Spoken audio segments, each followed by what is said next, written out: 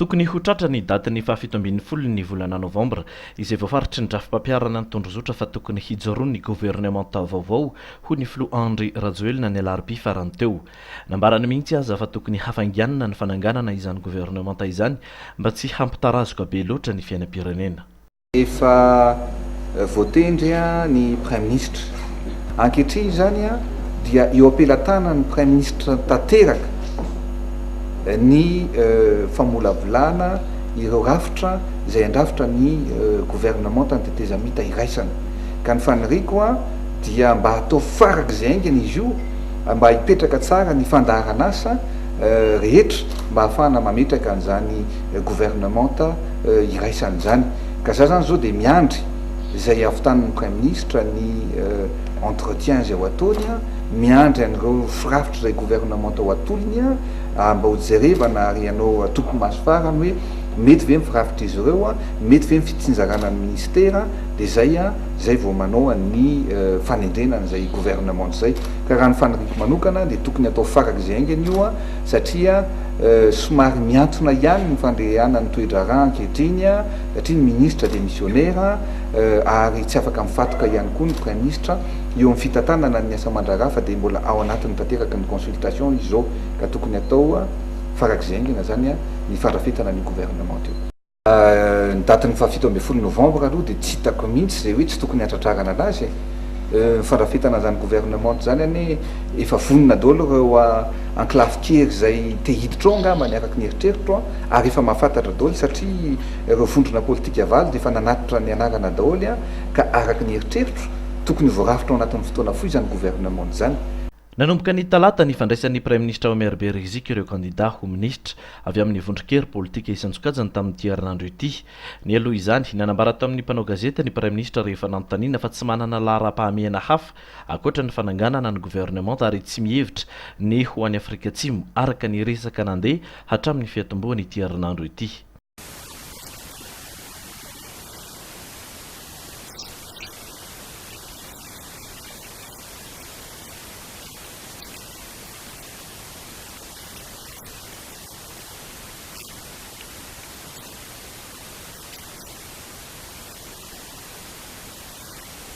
Nanontaniana momba ny fihetsiky ny ankolafy ravalomanana sy zafy izay mandroso mihemitra amin'ny fanatanterahana tondrozotra ihany koa ny Prime Ministre naveriny indray tamin'io fotoana io fa tsy mbola mikatona ny varavarana.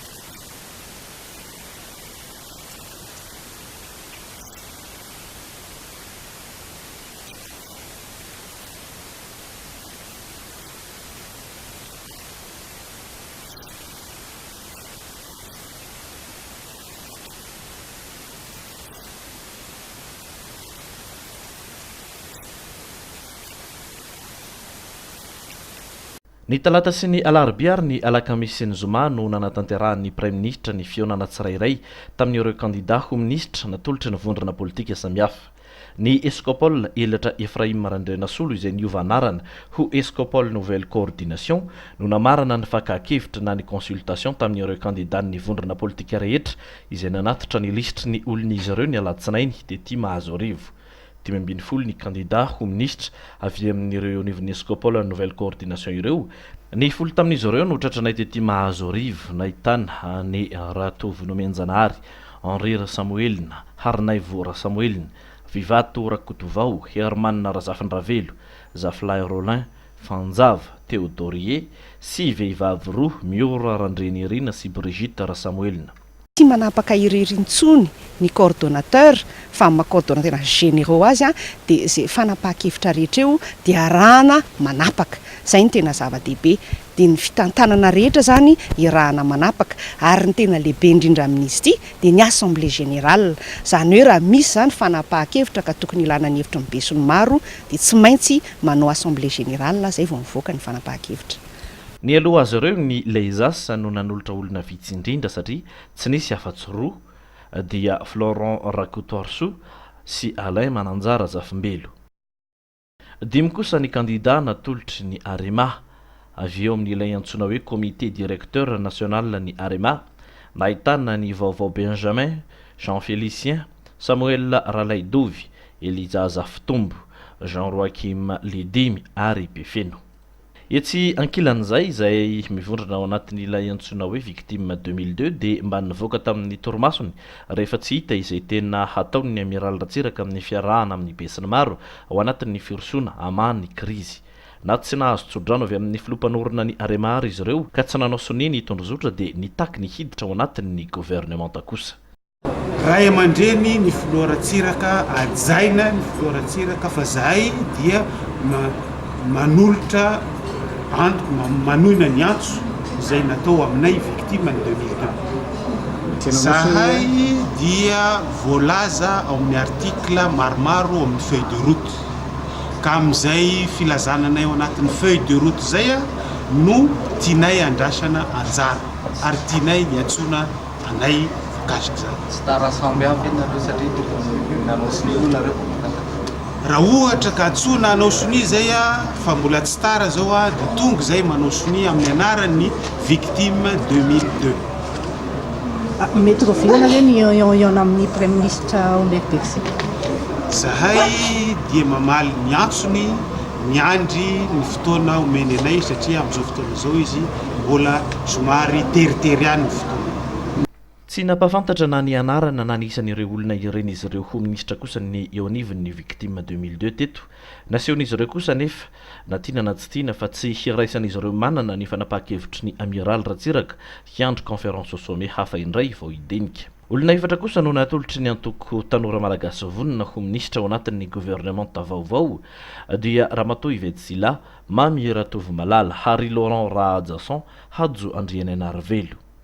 Nanolotra olona ihany koa ny Eskopola Elatra Benjamina Ramanatsoa, ahitana olona maromaro: Benjamina Ramanatsoa, Elia Ravelomanatsoa, Ramasy Adolphe, Ery Rakotobe, Antelma Raparany, Anila Zaza Olivier, Thierry Francis Ravelson, Boniface Zakaeli. Nanolotra olona folo ihany koa ny avy amin'ny HPM, saika nirotsaka ho minisitra avokoa ireo lohandohany rehetra ao amin'ity vondrona politika ity. Isan'izany Ndrimanjary Jean André, Manatsoa Victor, Robert Razak, Dr Michel Andrianali, Dr Le Malade, Ralson Roger, Félicien Rasolofnirina, Etienne Razafindeibe, Randry Antoine ary Anselme. Ho an'ny MDM kosa dia Pierrot Rajonarvelo irery no hita teny mahazo arivony eo tamin'ny Premier Ministre Omer Berizik, nilaza izy fa manana olona iray isaky ny faritany ho candidat ministre. Olona roa kosa no tsy ministra teo aloha tamin'ny candidat ho ministre natolotry ny UDR Fanovana. Ahitana ny Jean-Max Rakotomamonjy, Hermanana Razafmahefa Reboza Julien, Jean-Jacques Rabenirina, ny Hasana Andriamanjato, Eleonore Johasy ary Eva Razafmandimby. Ireo aloha izany ny ampahany amin'ireo anarana fantatra treto, 7 ny vehivavy amin'ireo candidat ireo. 9 kosa ireo ministra teo anivon'ny gouvernementa Kamivital lafarany ary 17 ny mpikambana avy eo amin'ny CT na ny CST no nisy nanolotra. Manampy ireo ny olona toko samihafa. Rehefa tsy nanatitra mialoha ny listry ny anarana avy amin'izy ireo kosa ny Ankolafy Ravalomanana sy Zafy Albert ary ny Monima dia tonga tampoka teny mahazo arivo ny zoma folakandro teo. Tsy nanao ny consultation akory fa nitondra ny listra avy amin'izy ireo, misy ny CV sy ny anaran'ireo olona atolony ho ministra. ministera 20 no angatahana izy ireo miaraka ary olona 17 no natolony. Na dia tsy napahafantatra ny anaran'ireo ao anatin'ny listra avy amin'ny mpanohitra azy izy ireo dia fantatra kosa fa misy amin'ireo anarana natolotry ny Ankolafy Ravalomanana no mpikambana ao amin'ny kabinetran'ireo ministra teo anivon'ny gouvernement vital farany teo. Ho an'ny ministera ny serasera raha dia fantatra fa Andriamato Sevamboeny no natolotry ny Ankolafy Ravalomanana hitantana izany handimbin'ny ministra Harry Laurent Radjasson. Raha ihany koa fa olona tsy ampoizina tahaka ny Victor Wang no natolotry ny Ankolafy Zafy ho ministra ny tontolo iainana. Mitaky ny hanana ny 500 ny ministera rehetra moa izy ireo raha ny fanazavany mamy Rakotoarvelo. 17 zany ny olona natolotra amina ministera 12 mahatonga an'le anankiray moa zany dia satria misy olona anankiroa zany atolotra amina département ministérialy anankiray fa ministera 12 zany no angatahan'ny mouvance anankiroa miaraka amin'ny monument. Ny antony dia misotra ihany position-ny mouvance Ravalomanana miaraka amin'ireo atoko amin'ny atoko-mpanohitra zany dia hoe tokony hisy ny équilibre des pouvoirs. Raha Andriamatoa Andry Rajoelina rehefa nekena fa ho filohan'ny tetezamita dia hitantsika fa nitendrena prime ministre Andriamatoa Omer Berzika marina fa natolotry ny mouvance Zafy Albert izy nefany azo ambara fa avy amin'ny Ankolafy kely manomana n'Andriamatoa Andry Rajoelina. Zay nahatonga anay miteny hoe takinay zany ny équilibre des pouvoirs hoe raha ohatra ka 50% no ho an'ny mpomba n'Andriamatoa Andry Rajoelina dia 50% ho an'ny reo tsy mpomba an'Andriamatoa Andry Rajoelina. Zay zany ny fitsipika na règle principe baiko ny fametrahanay an'ireo lista zay natao naroso androany teny Amazorivo. Ny tsara tsipihana ihany koa dia manambara ny troika fa misy tokony hisy prime ministre anankiroa ao anatin'ny gouvernement ny tetezamita iombonana io dia ny mouvance Ravalomanana satria efa tsy nahazo ny prime ministre izy dia iverinay fa zoanay tanteraka ny mitaky ny ametrahana prime ministre lefitra anankiray ho an'ny mouvance Ravalomanana dia anisan'ny zavatra napetraka androany koa zany izay zavatra zay tena mahazo rivo. Fantatra fa dia tafakatra 20 eo izao ny anaran'ireo kandida ho ministra voarain'ny prime ministre Omer Berzika rehefa ataony kady tsotsotra. Na dia samy olon Ravalomanana avokoa zay mamy Rakotoarvelo sy Naika Eliane ka iray tanjona dia miariary tamin'ny herinandro ity fa lalao roa samihafa no ilalaovan'izy ireo. Tonga nitsaitsaika teto Madagasikara ity farany alatsinainy teo kanefa nifanehitra tampoka tamin'ny mpanao gazety rehefa saika hiala etaeta teny Anosy teny ny talata farany teo. Ramatoa Naika Eliane ilay kandida ho prime ministre fahatelo avy amin'ny marika Ravalomanana kanefa tsy nipoitra tamin'ny ora farany. Tsy nanaraka ny sordalana ny filohan'ny tetezamita hoy izy ka antony tsy nahatongavany tamin'ny fotoana ny antsona azy. Ny antony tsy nahatongavako anatrika an'le entretien amin'ny Andriamatoa Andry Rajoelina voninao voalohany mare avoaka ny gadra politika faharoa miverina daholo ny sesitany sans condition et sécurisé. Fahatelo sokafina ny radio sy ny télévision ny dina dia avelany io lalaka aby fitenena. Raha tsy toerana zany tsy prioritéko zany. Raha ny prioritéko dia nitonga taty ao namonjy an'le toeran'ny premier ministre tsy prioritéko mihitsy zany toerana zany. Prioritéko dia zay point telo zay. Niova be moa Ramatoa Naika Eliane nakasaiky nanahirana ary nampisalasala ny mpanao gazety ny namantatra azy na tena izy tokoa na tsy izy nitazana teo iny tamin'ny fotoana nahitana azy tampoka. Manana pakiady manokana ampidina ireo nitsoaka avy any ivelany ity Ramatoa ity raha nambarany ary inona fa dia izay no tena hiraka ampanaoviny marika Ravalomanana azy eto Madagasikara. Nitsikaritra ny mpanao gazety teto dia ny fahaizany ity sénateur Tim Mateo aloha ity tsy anjery ny andininy rehetra ao anatin'ny sordalana afa-tsy ilay note explicative. Isordalana io indrindra izay tena mahasarpiaro ny Ray Aman-dReny raha nambaran'izy ireo ny alakamisy farany teo. Ny Ray Aman-dReny izay voafaritra ny tondrozotra fa tompo marika amin'ny fanaraha-maso sy ny fijerena akaiky ny fampiarana ny tondrozotra eto an-toerana. Iray volana teoria ny fahavitan'ny fanaovana sony izany, nilaza ho tsy mbola manana ny fitaovana sy ny vola hoentin'izy ireo mihetsika manao io anjara asany io ny Ray Aman-dReny Ny zavatra tsapanay zany ary tsy maintsy lazaina aminareo dia zao raha ny tena marina araka ny mba eritreritra dia vao nitsangana ny feuille de route vao vohita dia avy hatrany dia najoro koa amin'ny fomba ofisialy ny mpanara-maso sy ny mpanamarina an'io suivi contrôle fa ny feuille de route tanterahana le mpanao suivi contrôle tsy mbola najoro araka izay tokony ho izy zay zany mahita hoe tsy mety ka zay ny antsonay na ny mpitondra na amin'ny premier ministre sy ny andriamato président na ny sadeka mba hazahoanay tsara manatanteraka an'ilay fanarahana ka atreto zany raha miteny anareo hoe tanteraka vety mbola tsy tena tonga ao am'izay satria zay mbola tsy narama mbola tsy nomena na ny fitaovana na ny fametrahana anay arak'izay tokony izy na izany aza efa nisy ny fifampitaniana tamin'ny knosika sy ny ffkm ary ny finoana hoety mandrindra ny fanaramaso ny fampiarana ity tondrozotra ity hoy ireto avy amin'ny ray aman-dreny mijoro ireto nanterina izy ireo fa tsy tokony ho andininy iray ao anatin'ny sorodalana no ho riritana sy hadika araka izay itiavana azy hanitsahana ny andininy maro ao anatiny satria fanahy iray ihany no ao anatin'ny tondrozotra hoy izy ireo ny fampijoroana ny gouvernementa izay andrasana mafy ato anatin'ny efatrandro izany hoe hatramin'ny alaka misy ho avy izao moa dia isan'ny dingana iray ao anatin'ny fanatanterahana izany tondrozotra izany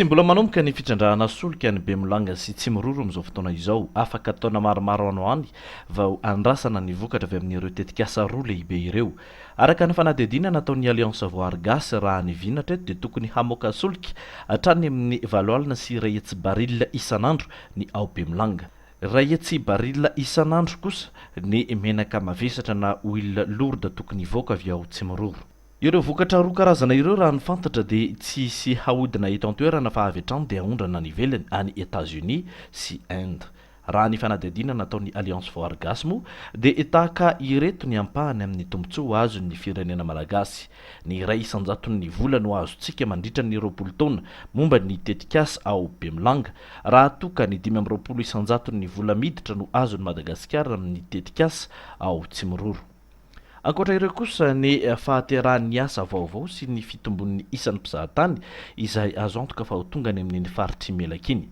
raha ny fanadihadiana nataon'ny Alliance Voire Gas ihany koa nefa dia misy ny vokadratsy ny fanaovana ireo tetikasa goavana ireo hiakatra avo telo eny ohatra ny gaz à effet de serre izay hanimba ny tontolo iainana fa ny tena zava-doza dia ny momba ny rano raha ny fanadihadiana nataon'ny Alliance Voire Gas ilana rano hatrany amin'ny 320 tapitrisa litatra isan'andro ny ao Bemolanga raha toka 870 tapitrisa litatra isan'andro no ilainy ao Tsimororo eo ihany koa ny lafin'ny fahasalamana itombo hoy ny Alliance Voire Gas ny olona ho tratrany homamiadana sy harary vokatra izany satria handoto ny rano fisotro madio ny fitrandrahana takin ny Alliance Voire Gas araka izany ny hampitsanonana ireo tetikasa ireo satria tsy mahalony sara ny vidiny raha ny fanazavana nentin'izy ireo dia anankiray azy zany ny vahaolana dia hoe alao ajanona tanteraka ny fitrandrahana an'io fa tsy mahasoa ny Madagasikara zany na amin'ny lafiny fahasalamana zany na lafiny mponina na amin'ny lafiny ara-ekonomika amin'ny lafiny tontolo iainana moa zany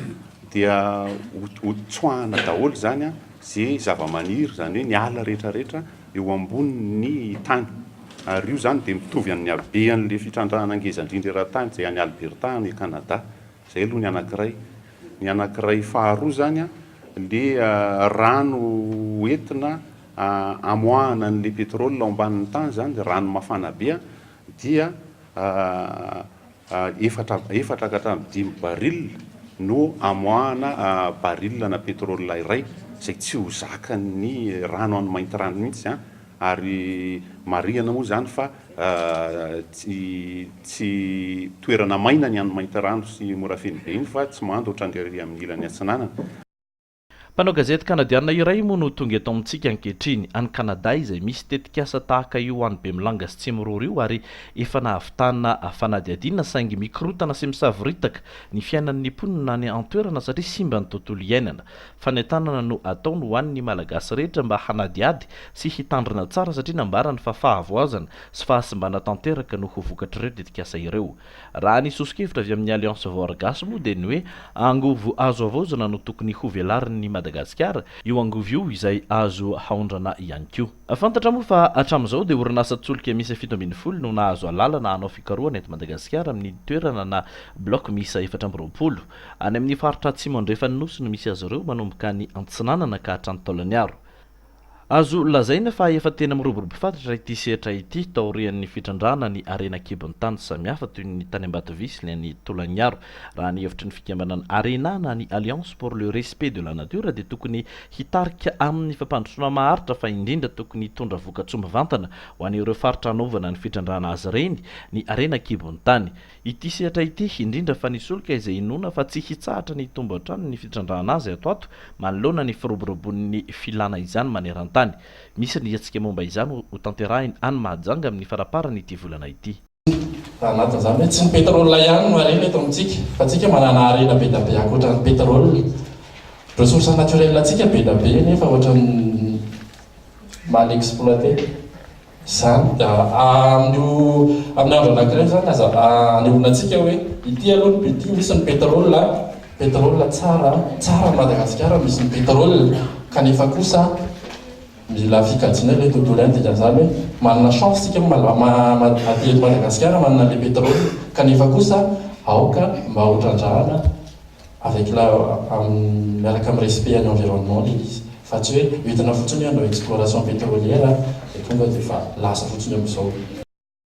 Natao indrindra handinihana ny tombontsoa sy ny olana momba ny fitrandrahana ny solika no Antonio Etsikio izay hanasan'ny arena ny fiarahamon'ny pirenena ny mpianatra ny mpitondro ary ny mpanapa-kevitra eto amin'ny tany sy ny firenena. Isan'ny voatonona trano moa ny faritra atsimo noso rehefa ny arena kibon-tany na ny hoe resaka tontolo iainana na ihany koa ny fiarikarina no resahana. Herinandro mahery-kely izay tany an-toerana ny namanay ny aina Rakotonjanahary nanao fanadihadiana mahakasika indrindra ny vokatry ny fiaraha-miasa ny fikambanana tantsaha sy ny sampandraraha ny firenena mikambana momba ny fampandrosoana eto amintsika eo amin'izay tontolon'ny fiarikarena amin'ny ankapoben'izay. Ny herinandro teo dia nisy ny fitsidiana natao Andramatoa Fatima Samora solo tena maharitra firenena mikambana eto amintsika tany amin'ny faritra atsimo andrefaniny ka anisany nojereny manokana tamin'izany ny fomba fiainan'ireo tantsaha izay mivondrona ao anaty fikambanana antsoina hoe Tamia izay fikambanana miaro ny tontolo iainana ao amin'iny faritra Toliary iny. Ny ataon'ny fikambananay zany miaro ny tontolo iainana ety an-tanety na amin'ny andriaka amin'ny sisy ranomasina iny. Ary ny vatsiana volanay zany nanomboka amin'ny Décembre 2009 zay nanamboaranay lagroty io sy nanamboarana hangary sareta ao Akoronga zay ahazoany fokontany sarojano amin'ny écotourisme vola io lagroty io sy ahazoany sampany Tamia koa zany vola io gara sarety io hanatsarana ny fomba fiainany zany. Ny famatsiam-bola azonay voalohany zany mitentina amin'ny 15 371 671 ariary ny première tranche. Mbola misy deuxième tranche zay anjasana amin'ny fahavitana ny rapport financier final zany zay vao azo le deuxième tranche mety eo amin'ny 24 millions angamba izay raha tsy diso. Izy reto araka izany dia nahazo famatsiana arabola avy amin'ny PNUD ary maharitra 420 volana eo ny tetikasa noman'izy ireo. Ny hita aloha dia efa hita ihany ny vokatra ka anisan'izany ny fampiroboroboana ny toeram-pitsangatsanganana ao Saint-Augustin sy Sarojano ary Andatabo 5.30 kilometatra miala ny Toliary Saint-Augustin ary anisan'ny commune tokony hiroborobo tokoa eo amin'ny sehatra ny fizahan-tany noho ny fananany ireo arena marobe ao aminy. 100 kilometatra miala ny Toliary kosa ny misy an'Ambatolily.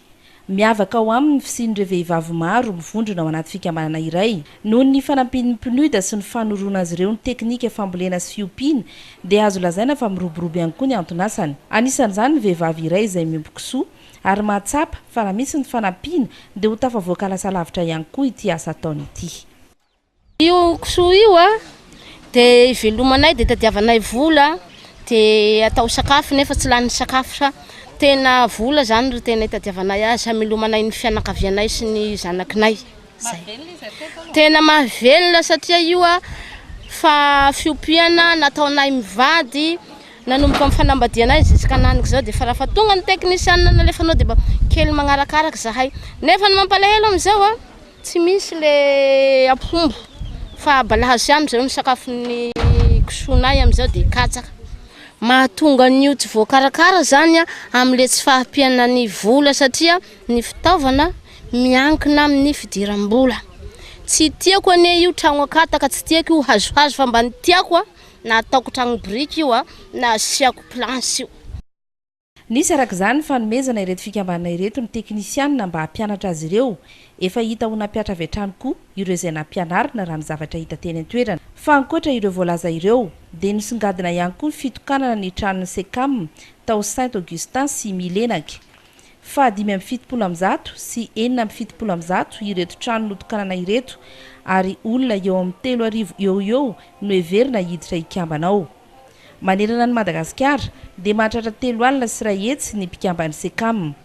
Ho an'ny faritra tsy mandrefana manokana, tao anatin'ny 3 volana nipetrahan'ity tetika asa ity tany an-toerana dia efa nahatratra 300 ireo mpikambana ao amin'ny SECAM. Marina moa fa tafiditra indrindra ao anatin'ny fifanarahana teo amin'ny mpampindram-bola miisa 3 izay toana amin'ny PNUD ny SECAM ka manampy azy amin'izany ny OTIV sy ny vola mahasoa.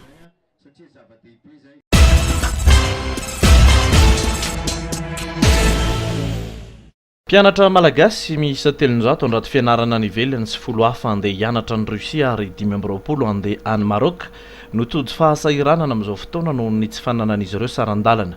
Taorian'ny fionana teo amin'ireo tompon'andraikitra isan-tsokajiny anefa dia fantatra fa iroso amin'ny fifampitiniana amin'ny kompania mpitaterana Hermad izy ireo hoenti mamaha io olana io. Monambara tamindreo tanora reo fa dia ny kompania ra Madagasikara iara ifampidinika amin'ny tompon'andraikitra ato amiko ato amin'ny ministera ato mba atao zay farany mahaingana ny fandehanan'ireo tanora ireo, fanomezana ny biendry zareo, mety ho miandalana, mety mandeha par fitambarana vitsivitsy par petit paquet, petit groupe, fa ny rina dia mba ho monjy ny firenena tokony andehanana zareo amin'izay fomba haingana indrindra. Fiverako azy raha ny firenena ohatrany ny Russie sy Maroc dia tokony mety ho vita amin'ny herinandro ity satria tsy misy correspondance fily ary nisan'izao tsy dia maro fa ny mankano Chine mety miandry kely. Vokatry olana io dia nisy fahatarana iray volana aloha zany hatreto ny fidirany ireto mpianatra malagasy ireto any amin'ireo université sy sekoly ambony samihafa nandray azy ireo tany ivelany. Raha ny vaovao farany voaray mahakasika ireto mpianatra malagasy ireto dia efa niva amin'ny ampahany io olana io ary efa misy ny vola izay atokan'ny ministera tompon'andraikitra hoentina manatanteraka ny fiaraha-miasa amin'ny kompania mpitaterana Air Madagascar amin'ny fitaterana ireto mpianatra ireto hiazo izany université ianarany any ivelany izany. Etsekilan'izay kosa ny fahatarany vatsim-pianarana fahaefatra teny Ankatso no nisin'ny fisavorotana noho ny fitokonana nataon'ny mpianatra nanomboka ny alatsinainy sy ny talata faranteo ka ny afara tamin'ny torabato sy ny fidirana an-tsehatra ny mpitandro filaminana ka nisin'ny voasambotra. Raha ny nambaran'ny ministera ny fampianarana ambony ny alarobia teo dia efa nalefeny amin'ny kitapom-bolan'ny université ny vola andoavana izany vatsim-pianarana izany. Olana teo amin'ny fanaovana soni ny famoahana io vola io no nitarika ny fahatarana raha ny fanazavana azo. Ny nampisy olana azy zany satria amin'ilay hoe gouvernementa rava teo dia nitatitra azo ny taty zany hoe tsy eken'ny contrôle financier hoe ny ministre ny fampianarana ambony no mamoaka ny vola fa tsy maintsy nakana sonian'ny premier ministre zany zay andrery voatendry zany hatramin'izao dia zay zany ny zavatra nanahirana tamin'izy ity. Manatoka hoe nisy fahatarana ny bourse satria ny telo volana zay no voaloha dia moa zany miankina banky hoe tamitra reo dia manaiky sa tsy manaiky hoe tamy dia aloha le izy fa io zany mila farafahakeliny eo amin'ny 2 andro fa lisy moa zany ny hoe rehefa tonga le bourse tsy maintsy fombanay zany resaka mangarara tsy maintsy mivoaka ny afisy mikasika an'izay tokony isy ara-potoana ny serasera eo amin'ny mpianatra sy ny tompon'andraikitra ao kosa ireo mandinika ity raharaha ity ahafahana nisoroka ny savorivory teny Ankatso vokatra izay fahatarany ny boursa izay. Aritra 3 herinandro manomboka tamin'ity herinandro ity moa zany no andoavana izany vatsim-pianarana izany. Fantatra kosa nefa fa efa totosa sahady ny antota taratasy fandoavana ny vatsim-pianarana amin'ny volana manaraka. Vatsim-pianarana fahaefatra moa no raisin'ireo mpianatra amin'ity herinandro ity izy ireo izay tokony mbola handray vatsim-pianarana ho amin'ny enim-bolana manaraka mialoha ny farany ity taom-pianarana ity. Isan'ny takininy eo anivon'ny université moa ny ikarakarana manokana sy mialoha ity resaka vatsim-pianarana ity mba hisorohana ny savorivory sy ny olana samihafa mety ateraka izany.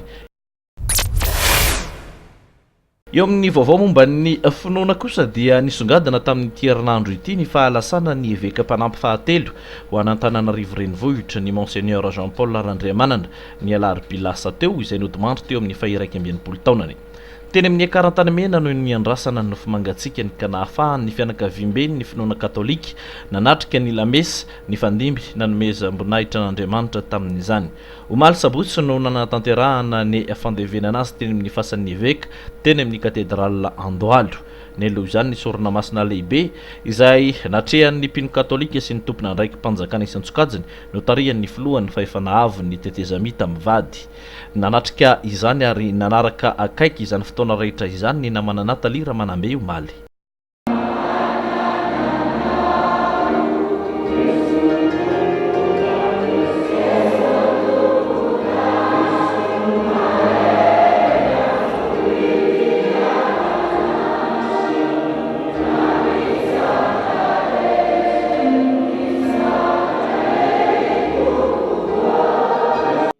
Nanakoaka teto amin'ny ekara Saint-François Xavier eto Antanimeny maranio ny sasatsasany amin'ireo hira noforoany ny monseigneur Jean Paul Randriamanana. Tsy olon'ny fiangonana ihany manko izy fa mpamorokira sy mpampianatra ny kuizana ihany koa fony fahavelony. Ankehitriny saika iraina mandritra ny sorona masina ireo hira noforoany ireo. Ny fiombonam-bean'ny évêque eto Madagasikara no nitarika ity sorona masina lehibe ity notrony ny nonce apostolika misy olotena ny pape eto Madagasikara. Izy ihany koa no nitondra ny teny fampiononana avy amin'ny papa Benoît XII ho an'ny mpino katolika rehetra eto amin'ny diocèse n'Antananarivo. Forolanina teto Antanimena ny mpino katolika maro nanao veloma farany any monseigneur Jean Paul Randriamanana izay évêque mpanampy teo anivon'ny diocèse n'Antananarivo nanomboka ny taona 1990. Mbola tao anatin'ny heriny teo amin'ny asa fanompona teo anivon'ny fiangonana ny monseigneur Jean Paul Randriamanana hoy ny arcevêque n'Antananarivo tao anatin'ny toriteny izay nataony. Maro ny asa izay mbola niandry azy ary niriny ny tanterahana saingy izy izao nindao sy ny fahafatesana izao. Misy vita ny fahefana nomenantsika olombelona hanova ny fizotrany tantara. Tsy mitovy amin'ny fiherintsika tokoa moa ny fihevitra ilay ao ambony, ilay mandamina sy mandanja ny fiainantsika. Torak'izany toa ny fahafatesana. Sina hina isika olombelona eo anatreha satria tsy manana otovaty isika ary tsy atsika hibalozana izy rehefa midona. Ninona fanompiana na alaninona ataontsika na inona ataontsika. Indroary notomandry monseigneur Jean Paul ankehitriny rehefa avy nofulany aretina atao amin'ny heriny sy ny tantaka izay mbola nananana nandritra ny taona maromaro vitsivitsy izany. Sina isika mianakavy ary miomboka eo anatrehany fandaharan'Andriamanitra. Niady tokoa izy nanotra ny aretina satria izy olona nanampo adito mandrakariva. Niady koa izy nanampy azy, niady koa isika mianakavy nanampy azy satria toikavy mahatratra. Saingy tsy ny sitrapony na ny sitrapontsika no tanteraka fa ny sitrapon'ilay nahary azy, ilay nahalala azy atranomboka ary niantso azy tamin'ny anarany no sady maniraka azy. Nanome voninahitra farany nofo mangatsiaka ny monseigneur Jean Paul Randriamanana teto ny fitondram-panjakana notarihan'ny filohan'ny Rajoelina Mivady, ny prime ministre Omer Belizika sy ireo mpanao politika maro. Isan'ny nampiavaka ny monseigneur Randriamanana ny fanabeazana ny fianakaviana kristianina. Raha mba fantatrareo manko ny fanomezan'Andriamanitra, izay no teny filamatra nofidiny nentiny nanatanterahana ny asa izay niandry azy. Lavo ny andrarezina ho an'ny fianakaviam-be ny fiangonana katolika eto Madagasikara. Akoatra ny maha-évêque mpanampy azy dia efa nitantana ny voamerany liturjia teto Madagasikara ihany koa ity évêque vao nodimandry ity, ary efa nitarika ny fikambanana ankalazaon'ny tompo izay isan'ny mamorona hira ho an'ny finoana katolika efa antaonany maro ihany koa izy. Ny fahatapahan'ny lalandra madinika atao amin'ny lohany no fantatra fa tsy nahasalama azy intsony, efa taona izao no niadiny tamin'ny aretina izay nitondra azy tamin'ny fahafatesana. 17 taona ny monseigneur Jean Paul Randriamanana nindosy ny fahafatesana.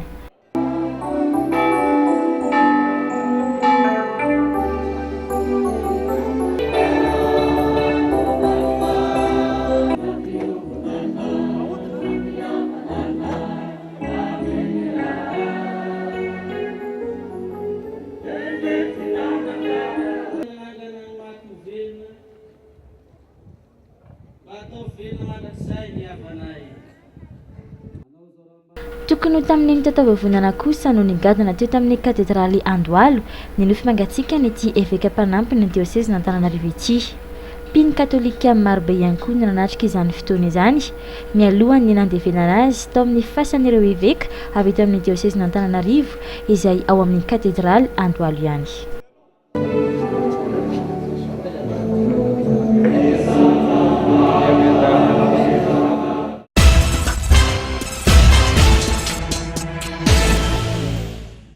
vonina ny andromaka medaly volamena i Johnny iray amin'ireo atleta malagasy isan'ny sangany eo amin'ny savate boxe française amin'ny fiadiana ny amboara irantany. Tsara homana ny lehilahy ary hiady hatramin'ny farany hiaro ny voninahim-pirenena. Fa mbolana maromarano fa nomanina fa vonona aloha zany vonona ara-batana ara-tsaina ara-moral fa ny koditsako moa no iazaka se fara heriny any amin'ny mihitsy no meny are manontolo ary sika zany manam-pinoana fa oetsika mety atorina mbola fifananana rio marina koa fa efa samy nanomana fa iezaka tsika zany hoe tsy hanalabaraka amin'ny firenetsika fa hitondra farany sy avy indrindra hoe tasomitsika farany mba itsika voafiatsika tsara ny boxe française savate. Raha mpitso alatsinainy no hanainga iazo any Frantsa ny délégation malagasy ny savate boxe française melo izany dia noraisy ny filohan'ny teteza mita teny amin'ny lapampanjakana Ambohitsirotra izy ireo ny alarobia farany teo ary nisy ny fanampina nomena azy ireo tamin'izany. Voaraiko ny fangatanareo zay mangataka fanampiana ahafahana miatrika ny championnat du monde ny boxe française savate ka dia ampitiavana no ahafahana manolotra fanampiana aminareo zany manoloana ny fangatanareo ia mba ahafahanareo miatrika zany fifananana zany. Tsika moa dia efa fantatra fa efa champion tamin'io taranjo io ka dia nona fa mba hitana an'izany laharana hoe champion du monde zany tsika ka dia mitsodrano anareo aleo alasana ary avita soa anandratra avo ny sainam-pirenena ao anatin'izany fifananana zany. Nampanantena vokatra tsara ny filohan'ny fédération ny savate boxe française teto raha nandray ny fanampiana avy amin'ny filoha Andry Rajoelina. Atsika antoka fa tsy maintsy hitondra vokatra izy tsy maintsy mitondra médaille zao lehilahy zao ao voninahitra Madagasikara tokony amenay anao amizay monsieur le président ary manaraka an'izay fa kasitrahana tanteraka no atolotra anao amin'ny mandraisanao anay afanoanana ny fanatanjahantena tsika Madagasikara dia zay dia mametoky anao fa hitondra avo dia avo ny voninahitra Madagasikara. Dimitri Savir teratany frantsay eo amin'ny sokajy latsaky ny 15 kilao no eona amin'ny Johnny mandritra ity dinga ny famaranana amin'ny fiadiana ny amboara irantany ny savate boxe française ity. Nararaotiny mpanao gazety any koa ny filoha namitaniana ny momba ny efirsony ny fanatanterahana ireo fototrafitrasa sy ireo tetikasa izay fanamby napetraky ny filoha. Ny mikasika ny fototrafitrasa mikasika ny fanatanjahantena dia tokony atao lahara-pahamehana ihany koa zany. Io zany dia miankina bebe kokoa amin'ny teknisianina ao amin'ny ministère no tokony ho antanitsika hoe aiza ho aiza ny fipetraka ireny fototrafitrasa sy tetikasa fampanantenana natao ireny ankehitriny ka zay zany misy laminasa tsy maintsy apetraka eo ny zavatra fantatra dia efa misy fotsiny efa voapetraka ny planche ny appel d'offre atao efa vita fa ny fanantanterahana anazy zany zao no mila jerevantsika fa nazanona zany azy dia fanambina apetraka ireny ary tsy maintsy ataontsika zay ahavitanany ireny fanamby sy tetikasa rehetra napetratsika ireny. Ary zava-misy président ohatrany hoe dernier rempart foana anao zany hoe raha tsy misy anao dia tsy mandeha mihitsy lisiko mbola misy ilana ny ministère amin'ny fanatanjahantena io ve tompoko. Zay indrindra no zavatra mampametra-panontaniana satria matetika dia ahoana moa ny fomba hijerena ary zany indray dia tena somary mametra-panontaniana mihitsy hoe ahoana ny karakarana ny reto atletatsika reto satria tenako dia mpanao fanatanjahantena ary makafy ihany koa ny fanaovana fanatanjahantena ary te hanampy ny fanaovana fanatanjahantena zay ny hoe rehefa mandondona aty amin'ny varavaran'ny présidence ireo fédération maro isan-karazany dia ezahana foana ny amezana fahafahapo sy anampy an'izy ireo satria ahoana zao nijerevana ny reto atleta reto raha tsy zany ny fanampiana dia tsy andeha ve zany tsy afaka hoe andeha hiatrika an'izany fifananana iraisam-pirenena zany nefa manana ny lanjantsika ka zany zavatra rehetrarehetra zany mila amboarina sy mila apetraka satria raha ny sitrako sy ny zavatra ho dedaviko dia tsy miakatra aty amin'ny présidence intsony ny fédération fa eo anivon'ny ministère dia voavaza ny olana rehetrarehetra zany. etsy ankilan'izay kosa manao antsoavy ny eo anivon'ny fédérationna ny familiana fiarakodia andro vitsivitsy mialoha ny andraisantsika ny dingana fahavalo amin'ny fiadinany amboaran'ny Afrika. Zava-dehibe amin'ny fampivoarana ny tontolon'ny rally malagasy anefa ny fandraisana izany championnat d'Afrika izany. Hatreto aloha dia ny 100 ny teti-bola ilaina ihany no eo am-pelantanan'ny fédérationna ny sport automobile eto amintsika.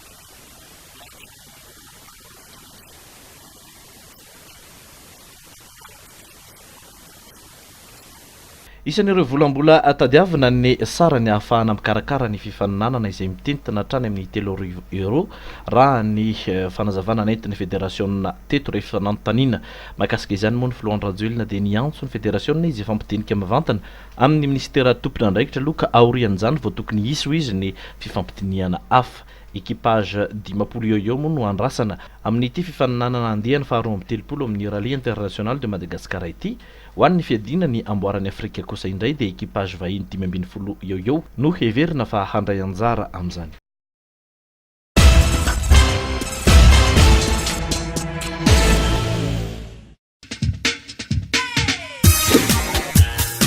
Mahatanjaka, varatra, fanantenana.